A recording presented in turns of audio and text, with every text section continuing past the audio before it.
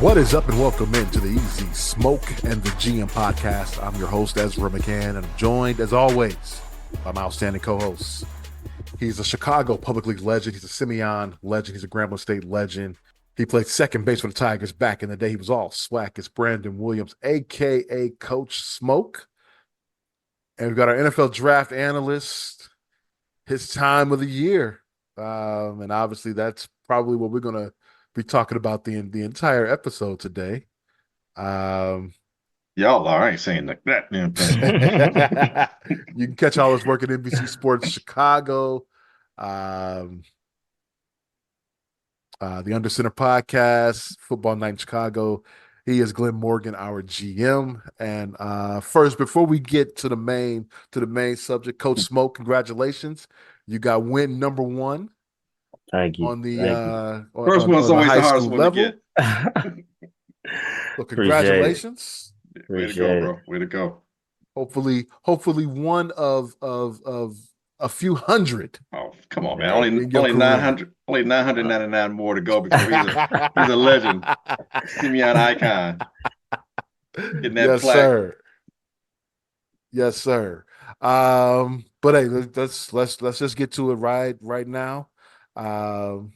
It's been a rough 24 hours for a big portion of the Chicago Bears fan base. Justin Fields, as you know, has been traded to the Pittsburgh Steelers. The Bears will get back a 6th-round pick, and I guess it is 2025, right? Yep. And if Justin Fields plays 51% of the snaps for the Steelers in 24, that pick will then become a 4th-round pick. So double not much for him. And I think, obviously we knew this was going to happen, but we were holding out hope that Ryan Poles would see the light. And but hey, he had to do what he had to do. And it is what it is. We're gonna miss Justin a lot, but I really do think that we could have made this work with Justin Fields. I have no doubt in my mind. And I hope he gets to Pittsburgh and kicks ass. That's my hope. But yeah, what were you guys' thoughts when you guys heard the news yesterday afternoon? Oh, you B. I'm still trying to find words, man. It felt like I got the notification before anybody, because I posted it and I ain't see nobody saying nothing, and I went on Twitter and I ain't see nobody saying. I'm like, damn, was I the first person to get notified of this? Like, maybe this ain't real, but then it started circulating, and it was just like, okay, it happened. Damn, my boy gone, but we kind of all saw the writing on the wall. Like I say, I still strongly stand behind how I spoke last time, that I feel the decision wasn't solely based on football. Them, on football. I think it was solely based on perception. And so it's unfortunate, it really, what's frustrating about it is you see the offensive weapons they're starting to bring to the team, and you didn't give this kid a shot at that,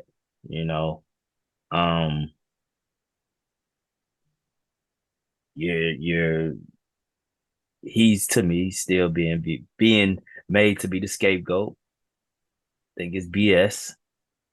But on the flip side, hey, he's going to a well-ran organization that if things work out in his favor, we could be in deep regrets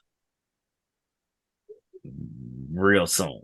Like, real soon, you know. And like you said, I'm wishing Justin nothing but the best. I'm definitely going to be rooting for him. I'm a fan of Justin Fields, so I mean, you know, I'm not hoping for him to go wherever he would have went, and was hoping for him to fail. I want him to shove it up Chicago's, you know what, you know, to show that we did not utilize him the right way and didn't put enough around him for him to be successful. So, you know, I'm rooting for that. But hey, I kind of got over it quick.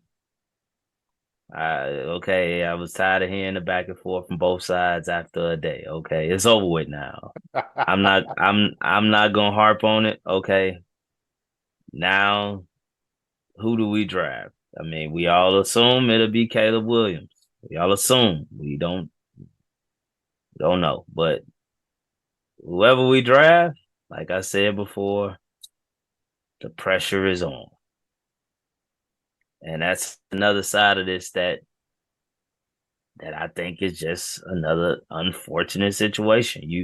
You putting all these weapons, you pick up Keenan Allen, you pick up DeAndre Swift, you pick up is it Ingram, right? The tight The end. other Tight tight end end. from the Chargers. You know, and we still got 2 first-round picks.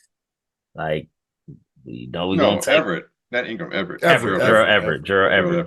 Right. Gerald Everett. So we know we're gonna get a quarterback, which like I said, we all believe it'll be Caleb Williams. Not sure what we'll do at 9, depending on what's there, but pressure is on for a rookie quarterback to come in and make noise. It's happened before. Yeah, it has. More than once.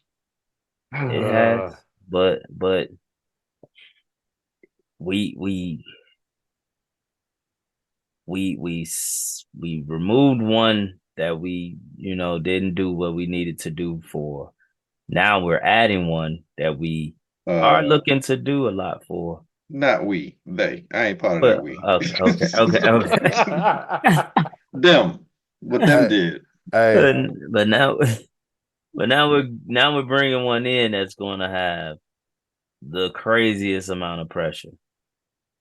Like it's gonna be interesting to watch. You know, I mean, it's gonna be interesting to watch. So they messed up my high, by the way, with the Keenan Allen deal on Thursday night. And Glenn, this you can get more into this, but I was really did think that, man, Justin is here to stay. You got Keenan Allen matching with DJ Moore. You got Swift in the backfield now. Like you said, you got Komet and you got Everett at tight end. And then Glenn brought up this great point to me after the trade was done. And Glenn, I'll let you get into what we masterminded, man, after dude, that. And I was on such a high, man.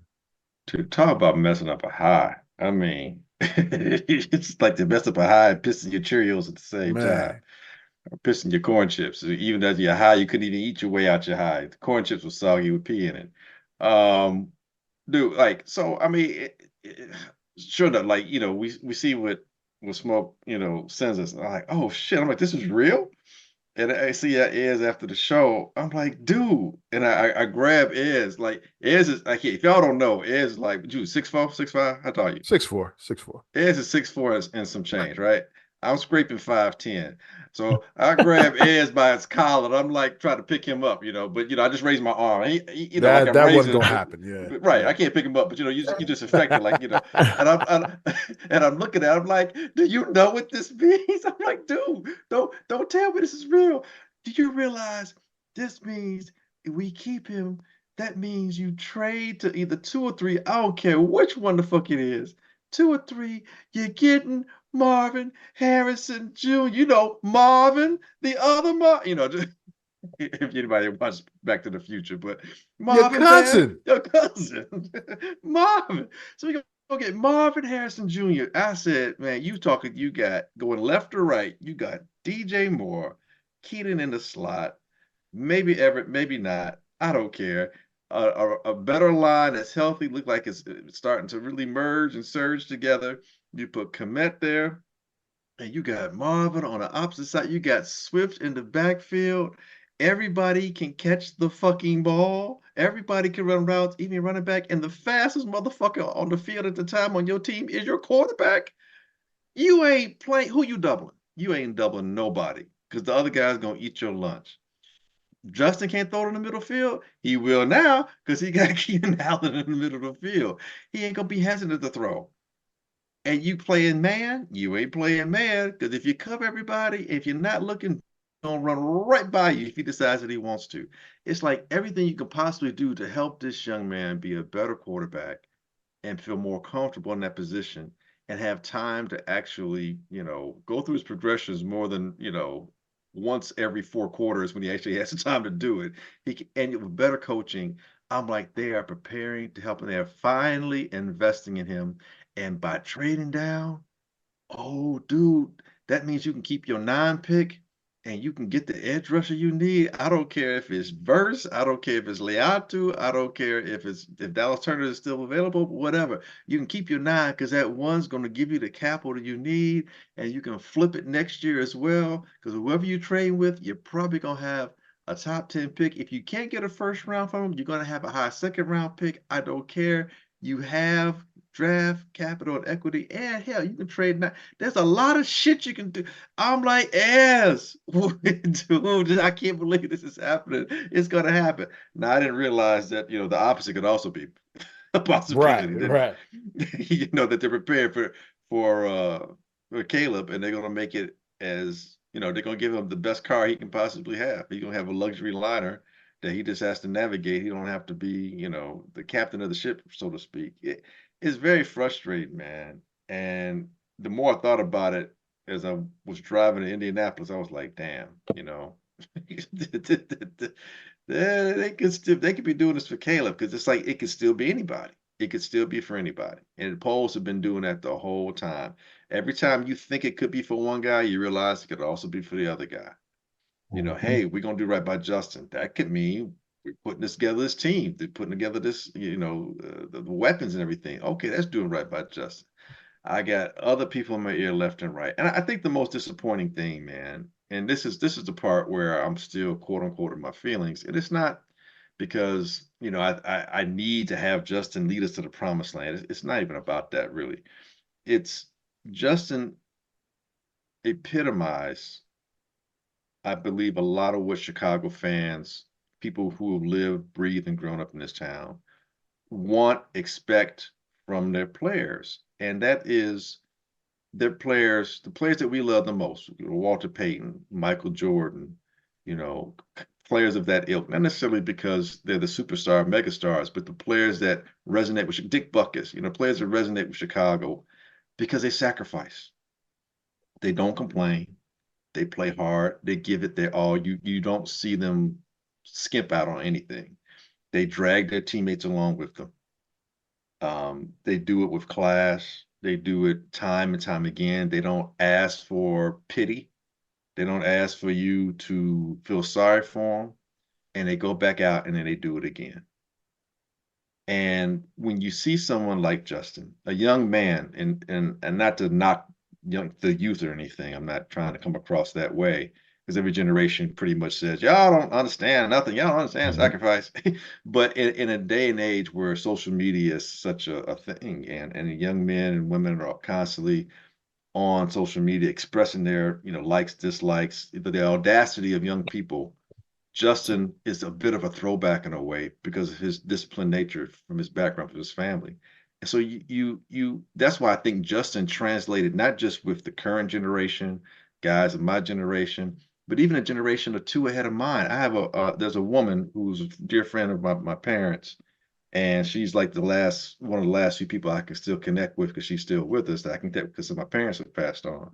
So when I talk to Doris, you know, and she's like, if they let him go, I'm gonna be pissed off. And when it happens, she texts me. She says, "I hate the Chicago Bears." Hmm. She's like, "F 'em. I'm not a." She's like, "I'm no longer a fan." And this is a woman who is, I don't know her age, but let's say she's north of 75. So you got a young man who's probably 50 years her junior, and she's connected because she sees him as her son, or in that fashion. We might see him as, cousin or nephew. Other might see him as a brother, and he had that relatability, even though he wasn't out there a lot. You didn't see him visibly in like tons of commercials or anything like that. It's just how he was consistent and carried himself. And you mean to tell me this is the motherfucker you fucking over because you didn't Hmm. give him anything, and you're going to give perceptively. And again, I'm not castigating Caleb because I don't know him as a person. That's not what I do. But perceptively, he comes across as at the very least narcissistic and somewhat entitled. So you building this up for this motherfucker who ain't here yet because he's not in Chicago and we don't know what he's like. So we're not connected. We're connected to Justin. He at that point he was still our quarterback, and you couldn't do this for him. I mean, you're doing it, but now you're not gonna give him a chance. Mhm. And yeah, we get it. Life's not fair, all that stuff, but that's not the point. He was one of us in a lot of ways. And so you feel like what you did to him, you did to us. Hmm. And it's like, why would you do that? And the only thing not the only thing, but one of the things I can say I'm quote unquote glad it's not, that it didn't become like a racial thing, which it very much could have if the people making the decision were Caucasian or other, or if the person that potentially That was was at the one. right would Drake replacing them May was would the be Drake. top. Right. It's Mhm. just it Right. may not have passed You that yet. know, but true, understandable, but let's be real. So, but it's like, so you have, the Bears have a black president. The Bears have a black general manager. The quarterback that we have, or that we had, was black, and the guy that's probably replacing is black as well. So at the very least, it was one less divisive thing in this city. Now, I'm not surprised how divisive it became in this city because let's keep it real. We're a city that hates the Cubs and hates the White Sox. I mean, we're built for divisiveness. So we're pretty much bred that way. So I'm not shocked that it became that way, or that even the toxicity arose to the levels that it did, because that's how we roll here in Chicago. When we hate, we hate. When we love hard. And that's just true. That's how we are. That's the authenticity that is Chicago. And that's why when people start giving you jabs, the ones that wanted to see Justin gone, it's like, I don't even know if they even saw Justin as a person anymore. It was just, I want to make you, because you like him, I want you to feel like shit because I want to laugh in your face. That's what Mhm. it pretty much boiled down to. Same way Cub fans look at Sox fans, same way Sox fans look at Cub fans. So I say all that to say that it stings more because ultimately I believe people saw Justin, those who were vibing with him, saw him as a reflection or something representative of either who they were visibly, they could relate, or through his actions, there was some form of intimation there that it felt personal in a sense, and that's why it sucks. uh, I don't know that Justin is going to a better place that's going to improve his skill set. I don't know that. I think he's in a better organization. I think he's in a better structure that at least I think they will at least attempt to maximize him whenever they deem the chance to give him that chance. I just don't know that right now because let's keep it real. If you look at it, Pittsburgh has been struggling with their offense for the last like 7 years, 6, 7 years. Even Roethlisberger's last couple of years, the offense wasn't what it was. They just fired a defensive or offensive coordinator midway through the season last year. The guy that took over, they pushed him past to take in Arthur Smith, who struggled creating offense in Atlanta.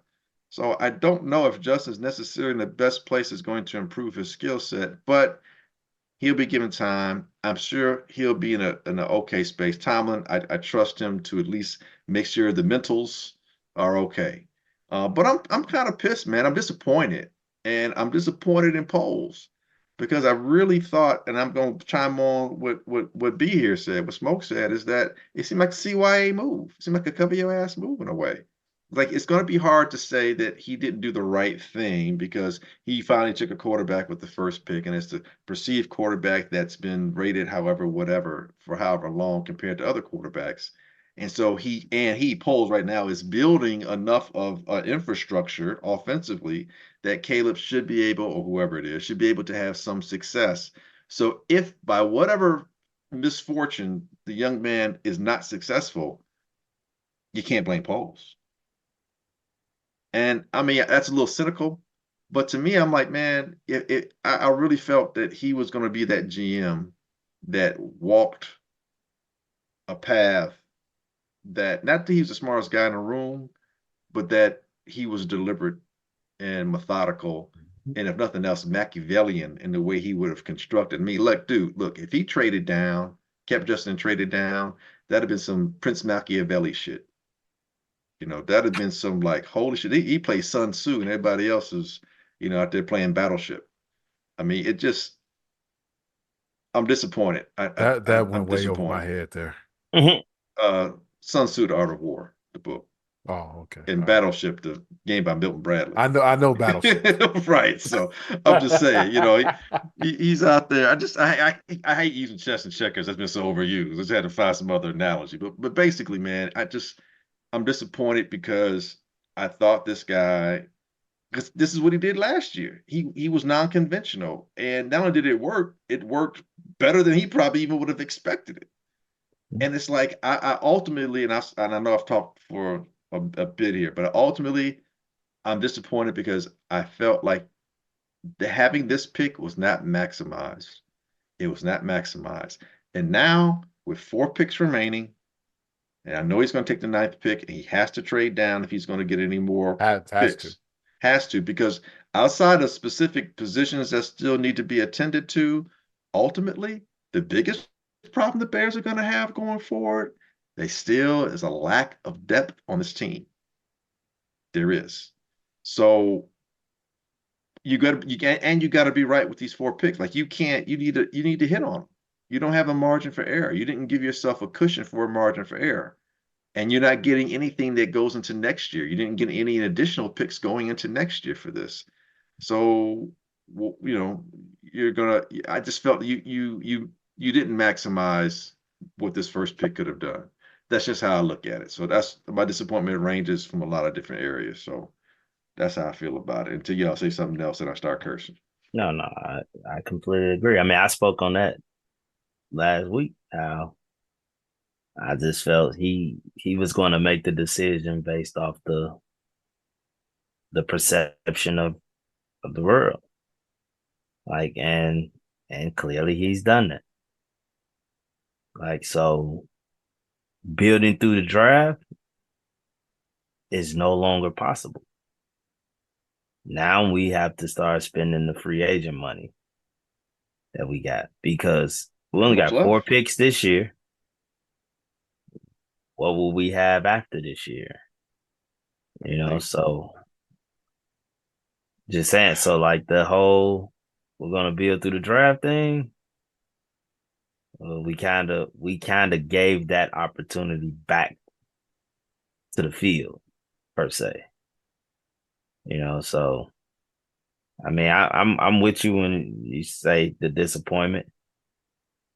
I guess for me it was just such a exhausting back and forth between the sides that it's like, okay, it's happened, it's over with. Okay, let's move on. And it might be the fact that I ain't trying to cuss nobody out because the ones that were on the side of Justin leaving, Mm-hmm. it's like now the whole, like you said, I told you so. Like I told you, you ain't no real Bears fan if you like. Hold on, chill out. Just because somebody's a fan of someone and is disappointed that that person is gone, that doesn't mean someone is not a fan. Like everyone has connections to specific players. Justin Fields, in my lifetime, the best quarterback outside of Jay Cutler that I seen in Chicago, and I felt he was given a raw deal. So to see that the next quarterback is they're doing this, and that to make sure that next quarterback is straight, that's like you said, that shit is like a slap in the face. Yep.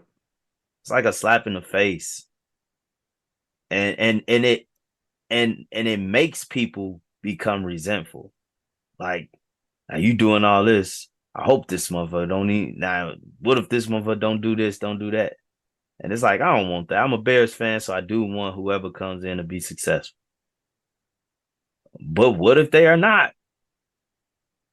Like, then what? Then he's gonna pay, and he talking about polls. and then we're in the same situation that we've Yeah, been we're in back. Yeah. for years to come. And that's the big thing. That's why just making the decision to stay with Justin and continue to have a stranglehold on drafts year after year was something that, and at least to me, clearly the GM, probably to you to as I think that was something that probably gives more reassurance to your job than any other possibility. And you're saving money in the process, It's which the Bears like. like You're not you spending your know, free agency as much. like I said before, man, like worrying about the media scrutiny is a cop out, man. They talk shit about the Bears no matter what. It's the truth because just imagine how bad they're gonna talk about you if the quarterback don't work. Oh, right. Oh You yeah, don't you don't know absolutely, how to pick quarterbacks. You get what I'm absolutely. saying? Like And so, no one's gonna say, "Oh, well, I know everyone said that, that you had to go number one quarterback with this pick." They're not gonna say that. It's gonna be polls. Right. You messed up. Yeah, you, you you could have messed picked up. any quarterback and you picked that one. Here's the Right. other thing. Right. Here's the other thing. Here, I just thought about it. You were saying it. Not only can you not pick quarterbacks, you can't pick receivers.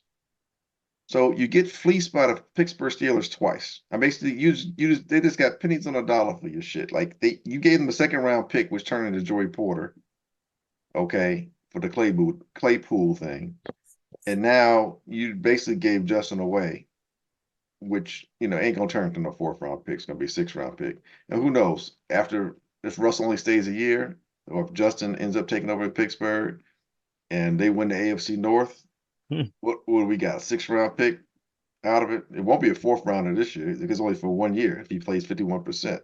Yeah, that shit ain't gonna happen. Pittsburgh ain't gonna give you fourth rounder. They're gonna keep their fourth They're rounder, gonna give you a right, sixth rounder. right. I mean, come on, let's be real. So a Unless sixth round unless pick. unless Russ gets hurt. Yeah, that's Right. not gonna happen. Yeah, no, it's not.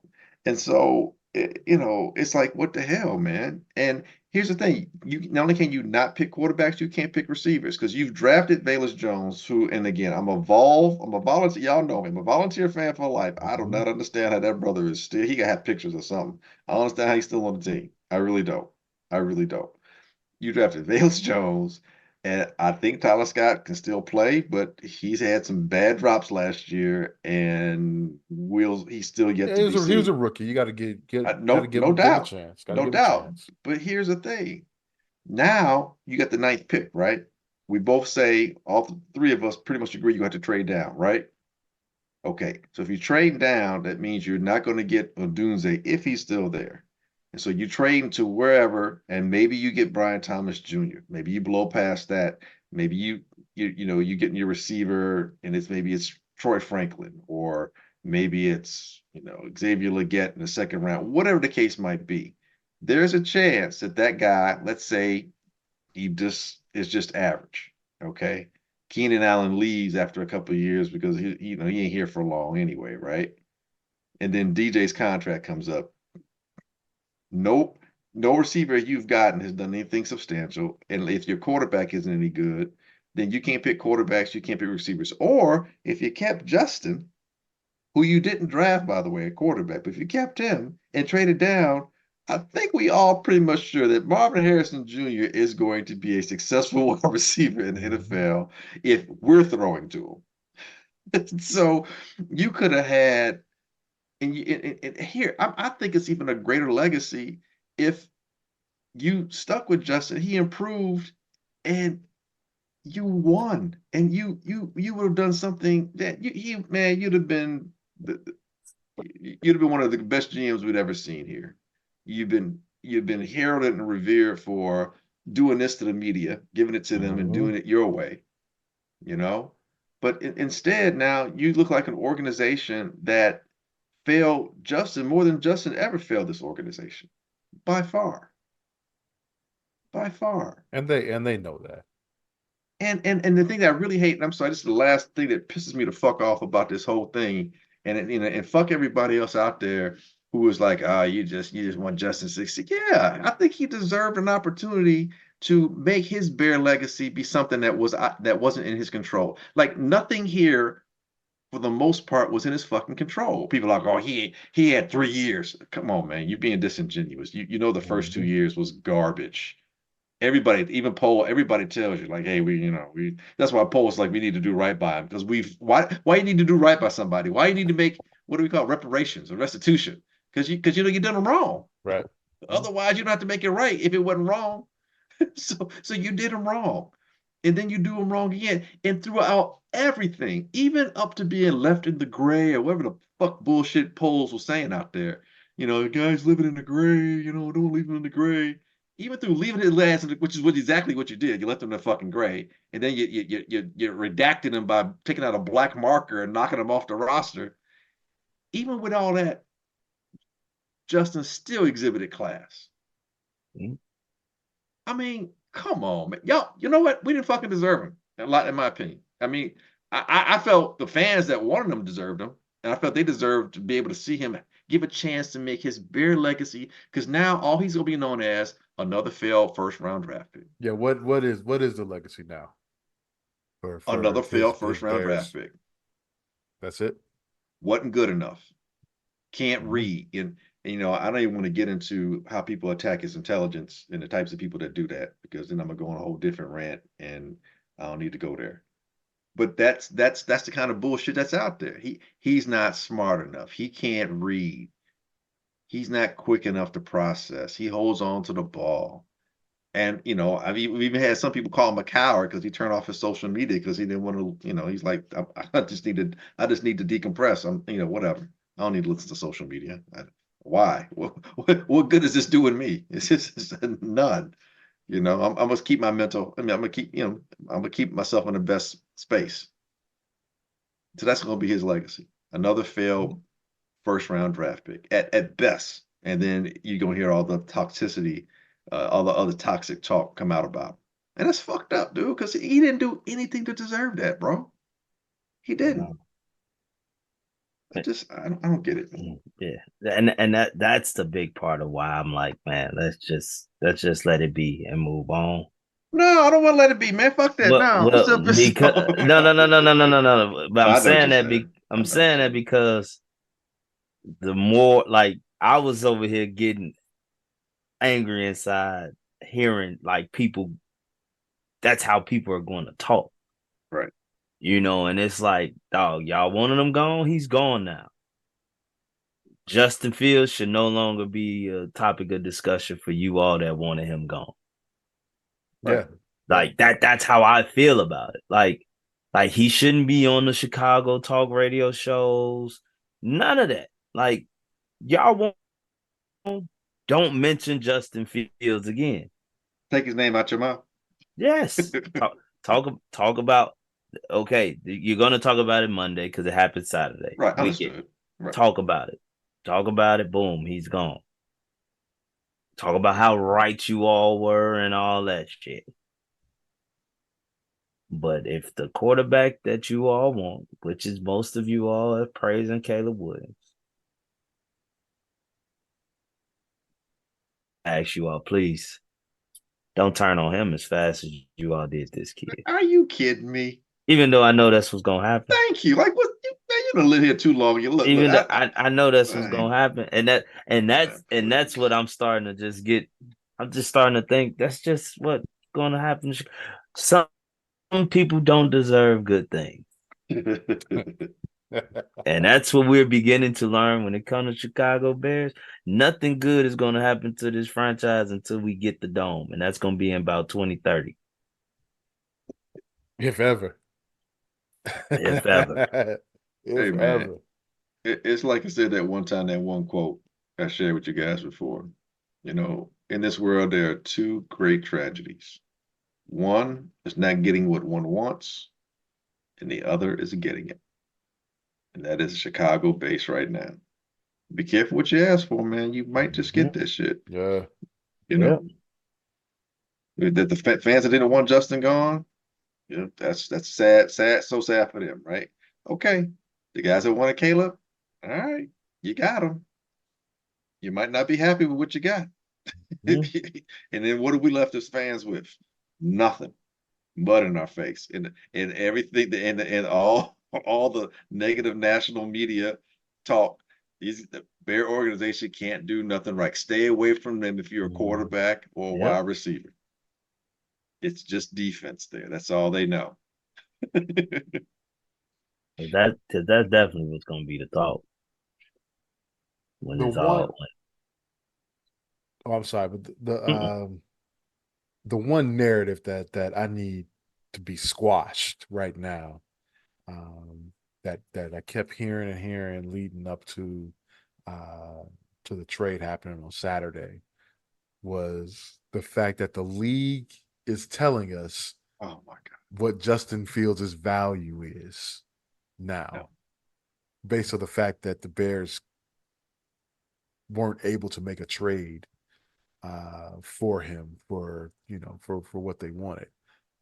well, rap, I need that to end right away. well, And yeah, I know well, Ian Rappaport. Rappaport put a Hopefully that kind of report puts that to bed.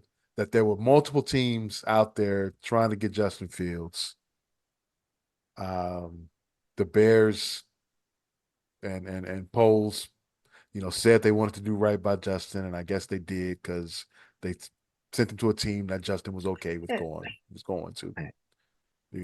But teams out there knew what position the Bears were in. yeah. We had no leverage. They We had knew no damn leverage, man. if you're gonna take a quarterback, there's no way you can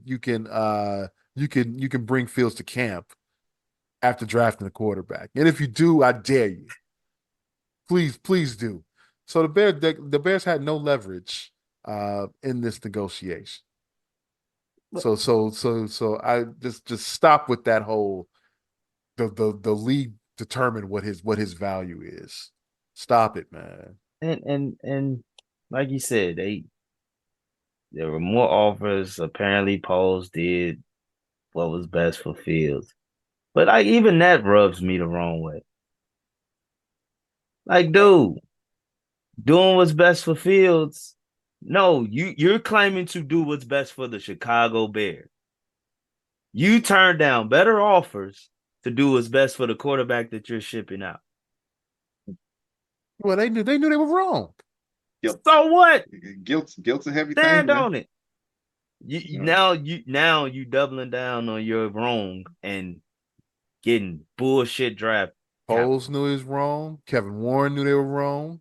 Man, look, George like McCaskey knew it was wrong. like I said before, what I thought I liked about Poles was that he was a man that didn't care about the perception that he would receive. And I have clearly been wrong about that. And that's why I'm disappointed. Yep, I'm with you 120%, dude. I'm like, so you're not the cat I thought you were. So now you just another GM to me. You're just another GM who's prone to making bad decisions. Like when you think of when I think of Ozzie Newsome, and I don't know that Ozzie Newsome, and if anyone that does who's listening doesn't know, Ozzie Newsome, former Hall of Fame tight end for the Cleveland Browns back in the 80s, late 70s and 80s, went on to become a general manager for the Browns, but actually the Browns moved over to Baltimore, or at least Art Modell took that team, left the Browns names in Cleveland, took the team to Baltimore and became what we know now as the Baltimore Ravens. Ozzie Newsome was the mastermind. He was the craftsman that put together two Super Bowl champion caliber teams and several Hall of Fame players he drafted. Orlando Pace, I'm not Orlando Pace, I'm sorry, Jonathan Jonathan Ogden Ogden, being Ray one of them, Lewis, Ray Lewis, free safety, Ed Ed Reed. Reed, and even acquiring a talent like Rod Woodson and him transferring from corner to being a free safety, who was also in the Hall of Fame. So, and two different head coaches that won championships. And so just a lot of different things. Now that, but Ozzie's last thing that he did before he retired as a general manager was he traded back into the first round and gave them Lamar Jackson on the way out. So thank you very much, Ozzie Newsome. And I don't know all what mistakes specifically, but I do know that the Ravens were never a bad team. They're always a very competitive team, playoff caliber team, and in an era that had Peyton Manning, uh, You saw Tom Brady arise to become one of the most winning this quarterbacks, most awarded, accomplished quarterbacks in NFL history, and also talents like Philip Rivers over in Chargers and Ben Roethlisberger in Pittsburgh. We've seen the Ravens compete and beat and even win a championship with Joe Flacco, who I think is a nice quarterback, but not a Hall of Fame quarterback.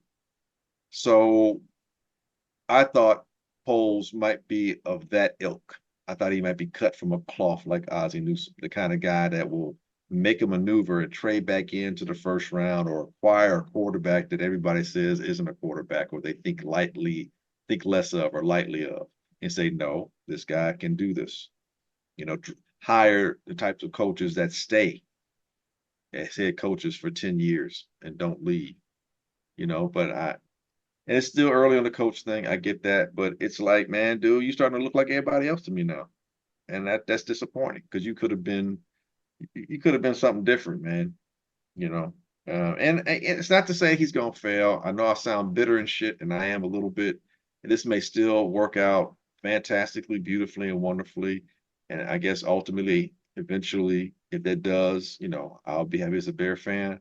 But I can't shake the feeling of both of y'all. I cannot shake the feeling. I mean, at the end of There's the day, something they gonna say something gonna I mean, mm, at the end of the day, GM, we the disappointment and like you say, he might do well. You're not ruling that out. You sound bitter and all that. Like that's how all of us sound because it's we thought he was gonna finally change the tide for the Chicago Bears. It's looking like the same old He, song he over. still can. Let's No, not no, no, say he no, right, right, cannot. no, no, right. no, no, no. That's what he's He saying. can, he Right. can. It's just right But now. the thing is, this is the same old song for the Chicago Bears. So what we were in a time where realistically to me and probably to most, Chicago, we needed to see something different. And we thought we were about to get that. Mhm. This was an opportunity to go left or go. You got the fork in the road. Continue to do what you've been doing, or try something different that you have not done. And it just seems like we went back down that road. We're back down that road where okay, now we're about to get a new quarterback. We kept the coach on for one more year. We got the GM. Okay, if they fail, are we firing the coach? Are we getting a new GM? Probably not this year. Probably not, but if you failed in the second year, it's so that's the thing. He's That's the thing there. I'm not saying he's going to fail. I don't want him to fail. Right. I pray to God that he don't. I'm a Bears fan. I do want them to be successful, but it just gives the feel that we're headed down. Just like that little thing people have when it comes to the Cowboys. I know y'all have seen it Oh, before. yeah. Like You know, win 12 wins or we something, them something, boys right, and then headed to the lose in the Super playoffs. Bowl. Right, We them get to the playoffs, lose, and it's like a never-ending cycle. right, right. It you can't help but feel those that are realistic fans. To me, you can't help but feel that we're on the same track. Yes, you can have hope that things work out, but history has told us over and over again when it comes to Chicago Bears. I mean, what's the definition of insanity? same thing over and over. Thinking, And, expecting a that, different and result. that's and, Yeah. and that's what we are continuing to do. Continuing to do. Praying to God that this time will be different. Every new GM comes in and tells us that this time will be different. So Wednesday is Caleb Williams Pro Day.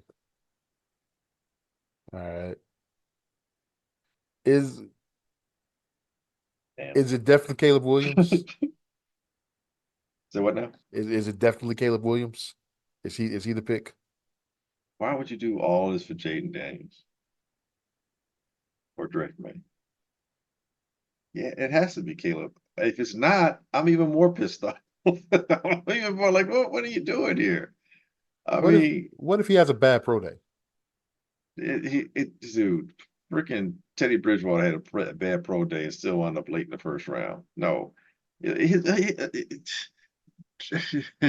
Carter had a bad everything.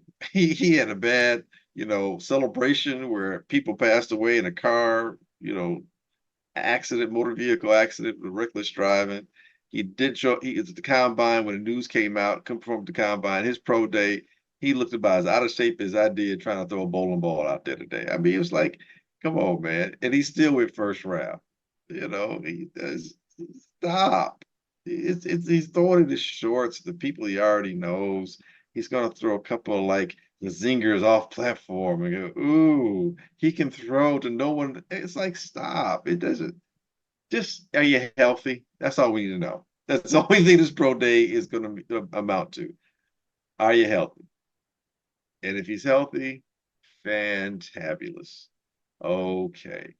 Take this 6'1", 210-pound self or 15-pound self. Don't do anything before OTAs. See you in a few weeks or see you in a couple of months. I mean, it's just, yeah, whatever. His pro day is whatever to be. I mean, is anybody else at UC be looking at Brendan Rice? Are you going to draft him with your 6th round pick? Because this might be the only receiver you can get with the draft picks you have left.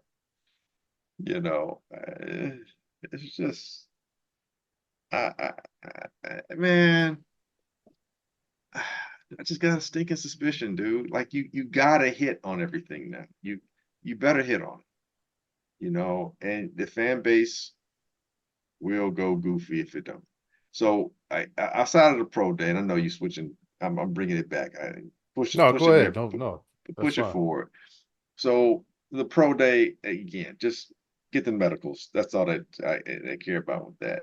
You really got to figure out what else do you need to do and how far you can trade down, and are you actually going to be able to trade down? Because I'll say this, maybe Poles maybe he mistook trading Justin for a market that would be more viable, and it wasn't for various reasons.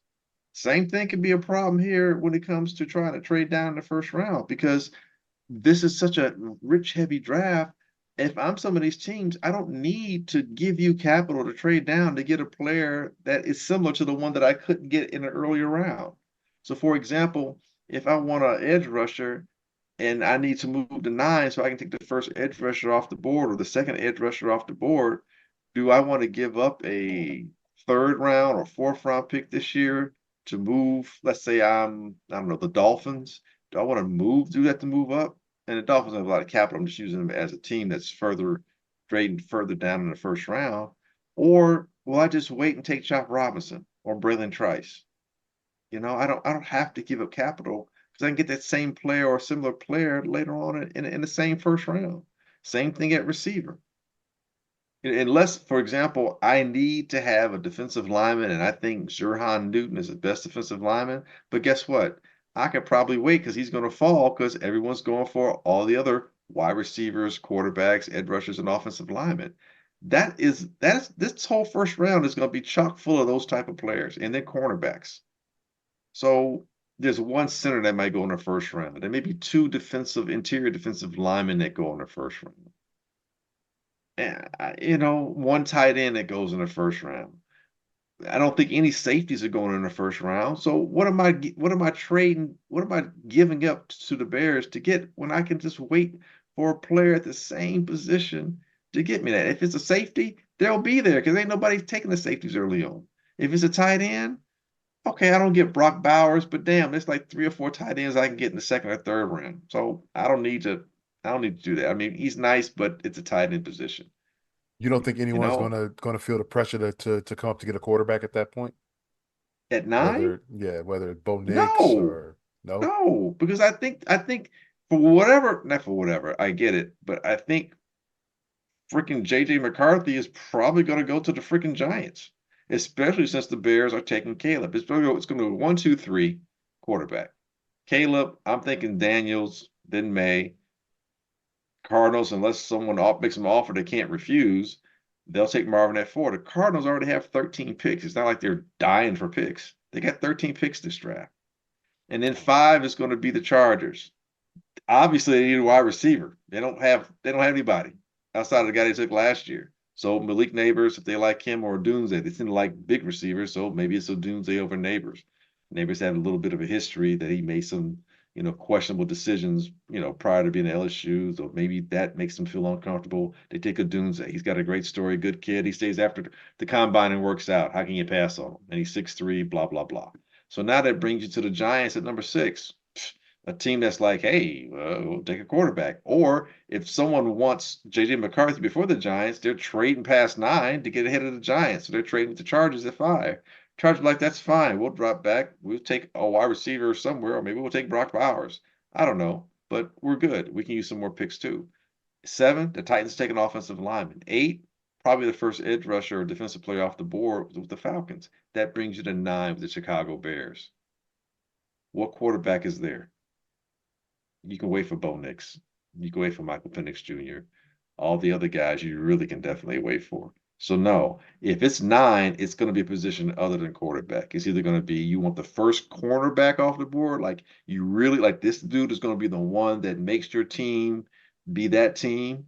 And maybe the Eagles might feel that way, and they have to come all the way from, I think it's 22 all the way to 9, and maybe you can get a second rounder out of them and something else because they really want Tyrion Arnold from Alabama, or they really want Quinyon Mitchell from Toledo. Those are the 1, 2, 2, 1, whichever one's going to go first. Those are the guys, but you want them because you don't want to wait for, oh, I don't know, Cooper DeJean from Iowa. He's nice. He has some alignment versatility. He could be a corner or playing a nickel or playing a safety. He's versatile, and that makes him appealing. He'll probably be there at 22, but Nate Wiggins will be gone. Tyrion Arnold will be gone. Quinyon Mitchell will be gone. So I don't know. At 9, what are you trying to get? An edge rusher? You can wait for that. The first one, Dallas Turner, probably went off the board with the Cardinals at pick 8. You want Jared Verse? You can get Braylon Trice. You want Chop Robinson? You get. You want Liatu Latu? You can get Chop Robinson. I don't see. Yeah, you want Brock Bowers? Are you that tight end thirsty? You're the Bengals. I mean, to move into the top 10, you're giving up some capital if you're coming from way back, and you're getting that guy because that guy is a missing piece. What missing piece is there at 9 that you want to trade up that far and help the Bears out? If you all can tell me what that is, You're really not making me feel good about this 9th pick right now. Well, I think again, polls may have overestimated the value of. Look, I said before, and I think I've tweeted it out. I have a feeling that Poles has overplayed his hand, and he's not been able to maximize the leverage he initially had with having the first pick and the 9th pick. The Bears should have been a talk of the draft. They should have been controlling the draft board. Now I think they're going to be, you know, caught in the repercussions of whatever else happens around them. I don't think they're going to dictate things as much as we thought that they would, or maybe they thought that they would. Because again, at 9, I mean, JJ McCarthy's stock is. I'm with you, as a month ago, I'm like, yeah, hey, the Broncos or the Raiders, maybe even the Vikings, they trade up to 9 to get JJ McCarthy. But then everybody went out and got quarterbacks. Everyone went out and signed quarterbacks to start and blah, blah, blah. Then JJ McCarthy, who threw like shit at the combine, more or less, somehow his stock just keeps going because everyone's like, well, he won a national championship. Oh, he only lost 1 game. He won a national championship. Okay, man, look, I think he's a nice quarterback. But if you keep telling me he won a national championship and that's why he's number whatever, then what about the guy we're taking number 1 who didn't win shit? Well, how should I read into that? People say things to justify how they want to think. Yep. So again, I'm not saying you can't trade back. I'm just wondering who that partner is going to be. and how far back you're going to go. And then if you do trade back, it's say the 13 or 14, is that enough for you? Do you need to trade back some more to get some more picks? Because I don't know. But again, I just think he overplayed his hand. So I'm being a negative Nancy right now. I get it, but just because I'm being negative, don't mean I'm wrong. Yeah, I'm not feeling great here. So thank you, Glenn. Thank you very much. I went from the highest of highs on Thursday to Just some Wikipedia Cheerios. jeez. Yeah. I felt like they pissed on my leg and told me that, it was a sprinkler system. No. That's just our sprinkler system here in Chicago. No, the other motherfuckers pissing on my leg. I mean, dude, it, I mean, and here, let me talk about the Pittsburgh Steelers. Like, I, I applaud them for getting pennies on the dollar. I applaud them for getting Russell for like 1.2 million, and Russell and Justin are costing them maybe $10 million this year at quarterback, and that is fantastic. Not even. How Okay, so because Justin's like what, 6, 7 million a Justin year? 6. Okay, so it's less than 10 million, and you have two dynamic playmaking caliber quarterbacks who have been the victims of bad coaching the last couple of years. And so we'll see what kind of coaching they have. But my question is, what Pittsburgh got Justin for what reason? Just to back up Wilson that Pittsburgh's making a play for the Super Bowl this year. It's got to be.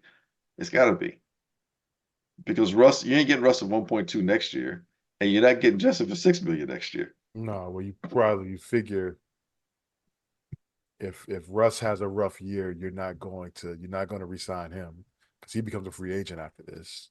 Yeah, He's only on a okay. 1 year deal. And Justin, you're hoping you got because they're not going to give him his 5th year option right now, right?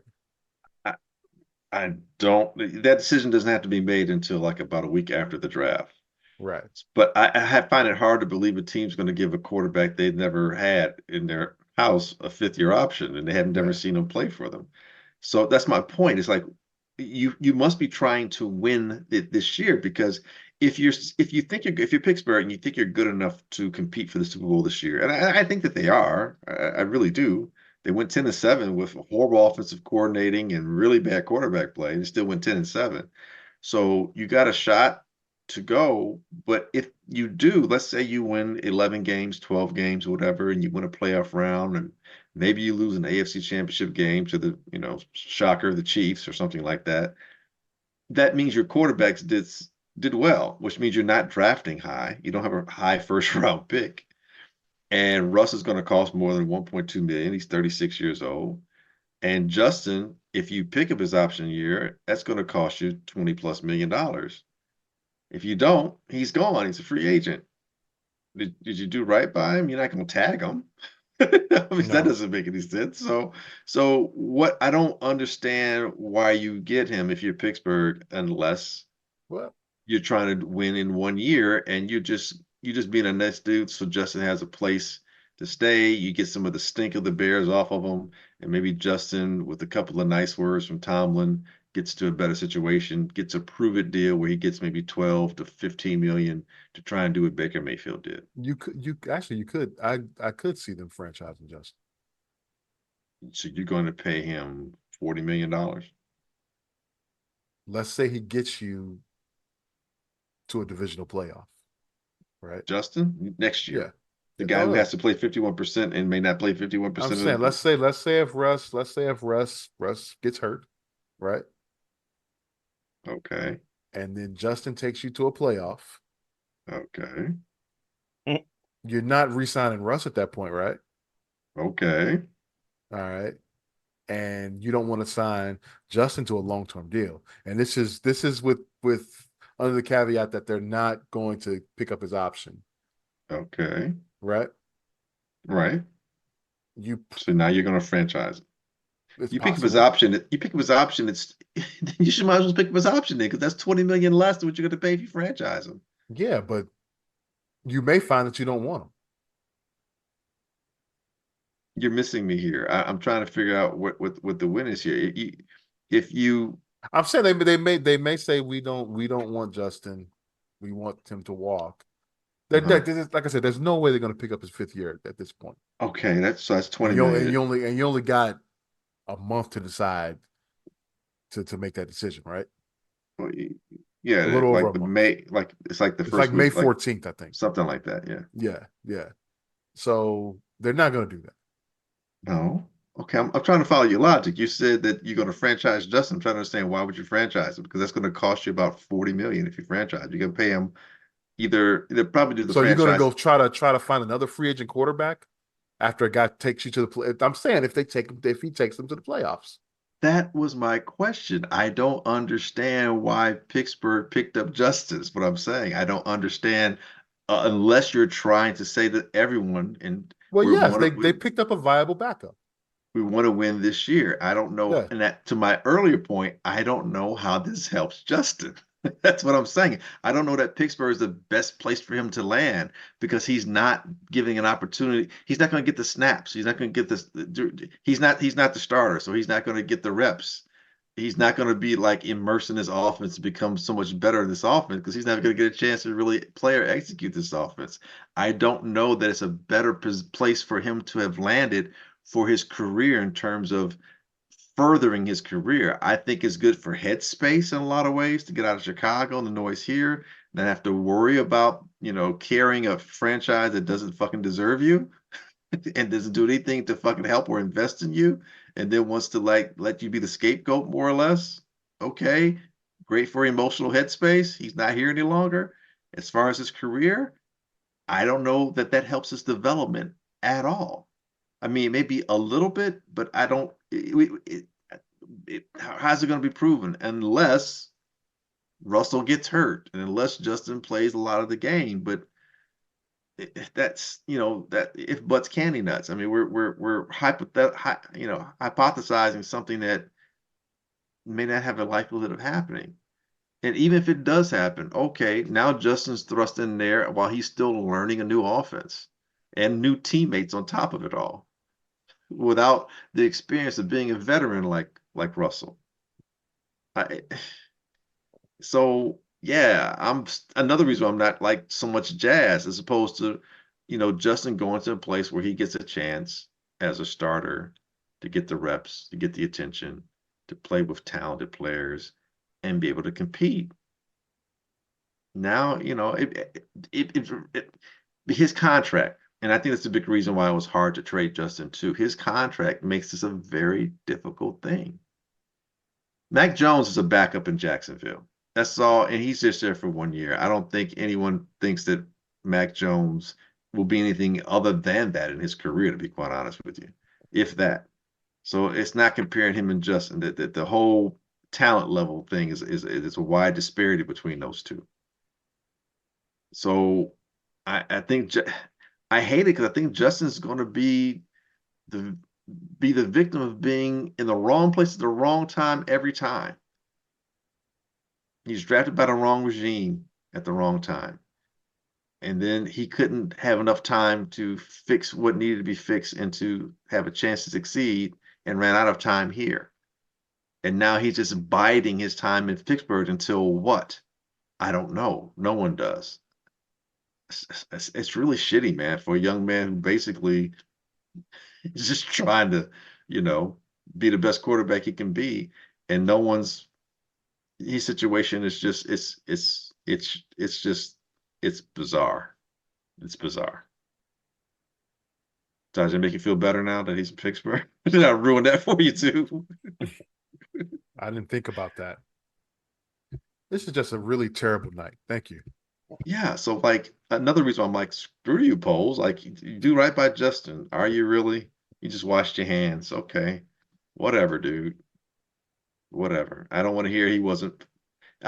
You know what? And fuck that bullshit too. I'm so sick of that shit. Hey, he wasn't his guy, so he's got no loyalty.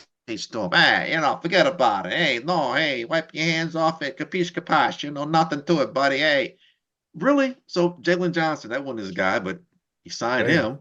Komet. Signed him. Whenever a GM takes over, every motherfucker on a team ain't his dude, but he can't get rid of everybody. So at some point in time, you acclimate yourself and say, I'm going to go with these people. So you can make the decision. I don't want to hear he wasn't his guy, so he didn't own anything. Well, whatever, dude. You didn't think he can play? Just fucking say it. You didn't think he could play. Don't tell me we really like him. Man, we really like Justin. Can do right. But you know what, dude? I don't. No, you don't. You don't. We're like just stop condescending to me. Stop trying to, give you praise and damning me at the same instance with your decisions. Fuck that. You keep that. Fuck. Keep that bullshit. It's like a motherfucking apologizing to you for doing you dirty. I'm really sorry I did you dirty. Okay, thanks. Appreciate the apology. I think. It's just, I'm sick of that. I'm starting to get more and more a little annoyed with polls, dude. It's just like, and look, you ain't got to do what I say do, and I get all that. And you're gonna do and make your decisions, and that's what you're gonna do. Nah, but he might if you say it loud enough. I just I'm like and that's the other thing too, man. That start looking at these agents, man. These agents that sign these coaches and some of these players. Because sometimes people being kept on staff may have something to do with the agents as much as it may be to do with, these outwardly looking like, I'm supporting this guy. Because I'm still trying to understand so all this bit, so Eberflus is the shit now. He's the guy you're riding with. He's the coach who's going to win the Super Bowls because what exactly? He had a good second half because that's the motherfucker that also cost you and cost Justin, by the way, 3 fucking games that they had a 90% chance of winning in the fourth quarter. Justin fumbled the ball. Yeah, what about the other 3 decisions that fucked up the team before that? And not to mention Justin fumbled the ball because I don't know the offensive coordinator who Flus brought in called another bad rollout play with no protection, and the defensive ends were right there and smacks him before Justin can go hello, and he drops the ball.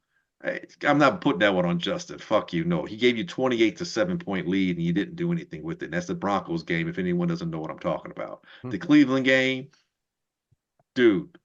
Old man came out off his couch and threw for 200+ yards in the fourth quarter on you.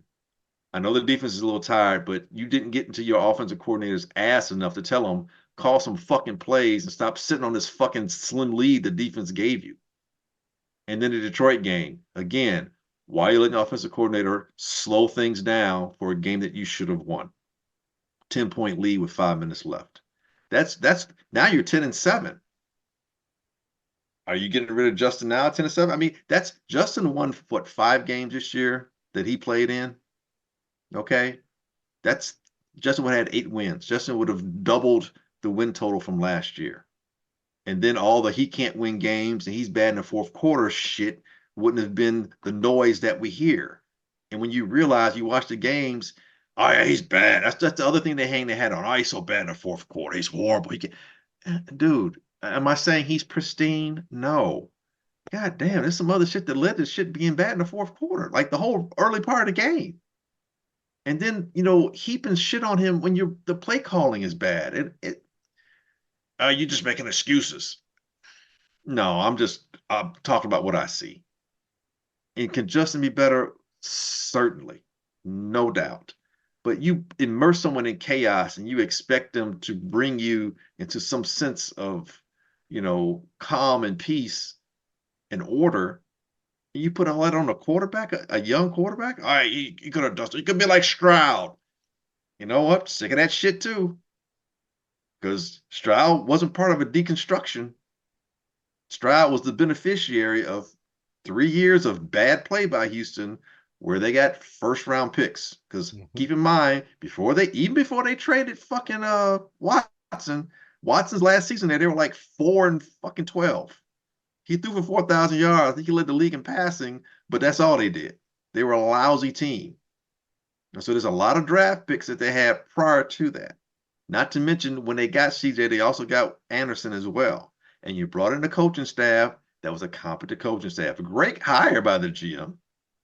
But DeMeco Ryans, who's your head coach and former defensive coordinator for the 49ers, brought Slowick with him, a guy he worked with who was helping with the coordinating of the passing plays and the offense in San Francisco. And Slowick's from a family of coaches. It's like getting a Harbaugh on your team. You got a ready-made coach and a guy who knows how to make design plays and call plays. More importantly, call plays. So DeMeco and Slowick have a working relationship already. And you've talent. Don't doubt Stroud is talented, but it wasn't like he brought into a situation where the team and the rug was pulled out from underneath him for 2 consecutive years. On top of the fact that he's in an ass division, and was in an ass division. I mean, let's just look at it from this standpoint. Oh. The 3 quarterbacks that's going to get taken 1, 2, and 3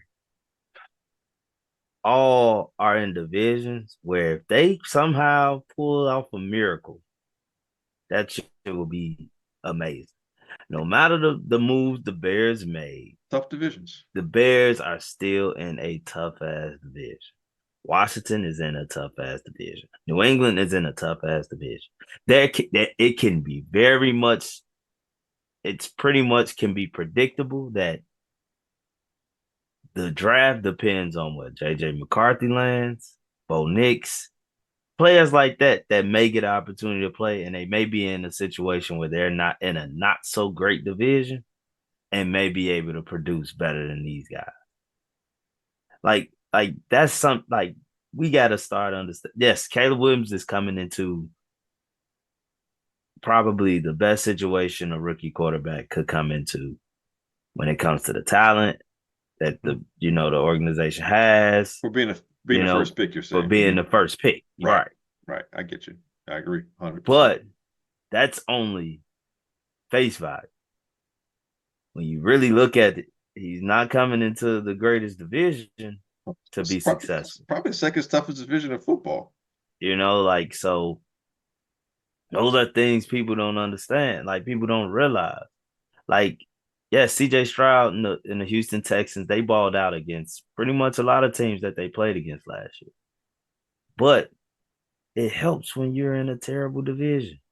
It helps. Catch Cincinnati without Burrow. It helps. It helps. I mean, it's a reason why everyone after polls made the trade with Carolina, people still felt Carolina was going to be okay. People still felt Bryce Young and the Panthers was going to make a playoff run because that division is so terrible. So shitty. That's true. That's true. Like, so those are things that don't get talked about. Like, and that's going to be the issue. And now everyone is going to want to prove that point. Okay, y'all thought it was just Justin, huh? Okay, we're going to show y'all that it's more than him. We're going to show y'all that he wasn't the problem. Oh, y'all brought in Caleb Williams thinking he finna win his division? Okay, Detroit going to go even harder. Green Bay going to do what Green Bay do. Now, interesting with Green Bay, though. The loss of Aaron Jones is a big one in my opinion. Yes and no. Jacobs is really good too, bro. Man, he don't fall forward all the time like Aaron Jones. Man, I know he's good though. He's good. He's good. But I think he was saving himself because he knew the Raiders were gonna pay his ass. Well, we'll see. Aaron Jones was just when healthy. He was always healthy versus us. Granted, he impressed those last like 3-4 games, and into the wild card playoff. He impressed. Oh yeah, dude. I think Aaron's probably top 7 back. Just because I'm not thinking the other 6 off the top of my head, but yeah, Aaron Jones was really good back, man. I think he's a little underappreciated nationally, and playing in Green Bay probably has something to do with that. But everybody who's got a fantasy team, they know Aaron Jones. But yeah, man, it's that division aspect is a big deal, and Because here's the thing, we'll see. Darnold going to Minnesota is not as bad. It's not a look the other way thing like people think it might be. Darnold got some of that stink off of him by being in San Francisco. Able to flush the system a little bit. And now he's going to a system that's not too dissimilar. And O'Connell's a very good play caller. I don't think Darnold will be much worse than the guy that just left in Cousins. I really don't. Question. The Bears just traded Justin Fields. Can Justin Fields be traded again before the season starts? I don't see why not. I don't Okay, think I Justin. just was asking if it was like I any don't. type of I rule. don't know. I've never heard of a situation where a person couldn't be traded twice. Like, we Yeah. can't trade him because he's already been traded. I've never heard that. That Okay. doesn't happen. I don't. Obviously, it hasn't really happened Right. enough that you and I would be aware of it. But I remember like I'm pretty sure that can happen. because what's Okay. his name was Baker Mayfield. He was traded to Carolina, and then by the end of the year, he was when he traded The to the Rams. Rams. Mm-hmm. Yeah. I say that I asked that to say, don't be surprised if Justin ends up in this division again. That's all I'm gonna say. Oh, I think that'd be hilarious. I think that would be hilarious. I So mean, what doing right by you saying they're doing a favor? Don't be surprised.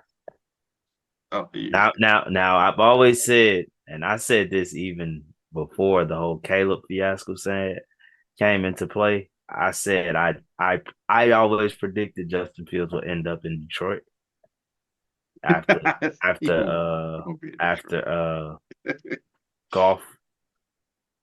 I didn't anticipate golf like getting them to the damn NFC Championship game and stuff like that. But Don't forget they drafted Hendon Hooker because they weren't served by golf. so right, but now I'm thinking Minnesota. I Oh, really am. that's funny. That would be funny. And look, I know people are like, oh, you're a Bears fan if you want Justin to beat the Bears. He don't have to beat the Bears, but if he just looks really good losing to the Bears, it would be funny. Or if he beats the Bears, it would be Man, I could hilarious. care less. Man, they now Bears fans that say they can kiss my ass. When Justin Fields play the Chicago Bears, I'm rooting for Justin Fields. Kick their ass. Simple as that. Handle Chicago Bears. Handle your business in every other game. If you don't want me to hold that No, one. I want Justin to have a really good game, but I still want the Bears to win. Mm. Both can happen. You know what I want? I want what you both want. So that means that the Bears win one game, and that means Justin wins one game. I want Justin to win in Chicago, and the Bears to beat Minnesota in Minnesota. That reminds me that Could be 50-50. when Frank Thomas went to Oakland and his first time back to Chicago. Yeah, he hit 2 homers off John Garland, and the White Sox won. So that was the perfect. Yeah, it was the perfect game. So yeah, that's what I want. Baseball's a little different. Yeah. True that. So we vented out? Are we good? Yeah, I'm I think good. it was cathartic, man. I think I got it out, man. Now that whole bowling trip, now I got a vent. No, I'm just tripping. Shout out to Whitney and her crew for putting together a nice outing out there in Indianapolis. Nice job. You didn't finish last again, did you? No, actually, man, I got about close to. Actually, I thought it was a third. I got close to half my money back, man. Won some pots Okay. today. Yeah, the second day I won some pots. The first day, I was just looking like, why am I here? Why did I agree to this? Seemed like a good idea at the time. My brother Gregory, actually, who lives in Indianapolis. My brother Gregory, my sibling, my brother Greg, he stopped by for a visit, and I was so put out when he stopped by Saturday. I didn't even recognize him, dude. My head was so messed up Saturday. I'm like, that's some dude, I don't know, some guy behind me saying, hey, it's gonna be all right. Like I don't know what's whatever. Yeah, thanks, strange man. And then I'm like, why is this dude hovering over me? Oh shit, that's my brother. so yeah, I was a little discombobulated on Saturday, man. I didn't know. Apparently, I didn't even know family, and probably didn't know my name if you asked me. But yeah, today much better. Got some cash back, and it was fun. I definitely do it again. So again, shout out to Whitney for a job well done, and everybody else that went on the trip. Kudos. I think Chicago represented themselves well in Indy. All right. Smoke, how many games you guys got this week? Well, tomorrow's game has already been canceled. We were supposed to go to Proviso West, but it's supposed to be 37 degrees. So then we got De La Salle and Marian Catholic Wednesday and Thursday, which weather looks shitty those days as well. And then we got Von Steuben Saturday. So All right. So that's at home, right? That one is at home. All right, so I'm gonna try to come out. Three. I'm gonna try to come out and see the Von Steuben game. I'm predicting 1. 2. I'm predicting 2. 2 games. Okay. So let me get this straight. Y'all not gonna play tomorrow because of the weather, but my daughter's lacrosse team is playing and don't start until 6:30, and they're gonna be out there. Because baseball is different, man. I understand. Yeah. Lacrosse, they actually are constantly running. They throw a little ball up. Yeah, they throw a little ball too. No, but they're constantly movement. Yeah, baseball, I'm being an asshole. I get it. I know baseball's a little different.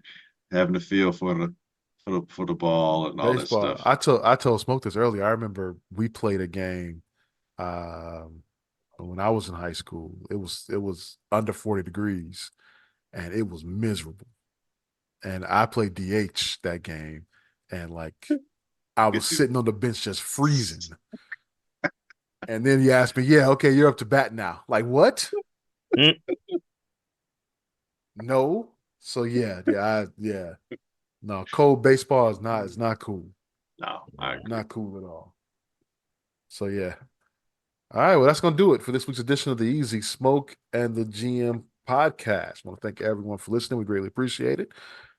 You can catch our podcast at Apple Podcasts, Google, Spotify, iHeartRadio, wherever you find your favorite podcast. You can also catch our podcast at hp53productions.com. This is going to be the last time we bring up Justin for a while. All right. We're going to let's just let that be. Mm-hmm. Let it be. All right. Mm-hmm. Yo, Glenn. Yeah. Please take us out. Hey, man. It's like we always say. We ain't saying we right. We just know Pauls did Justin wrong, man. Dang. Catch you next week.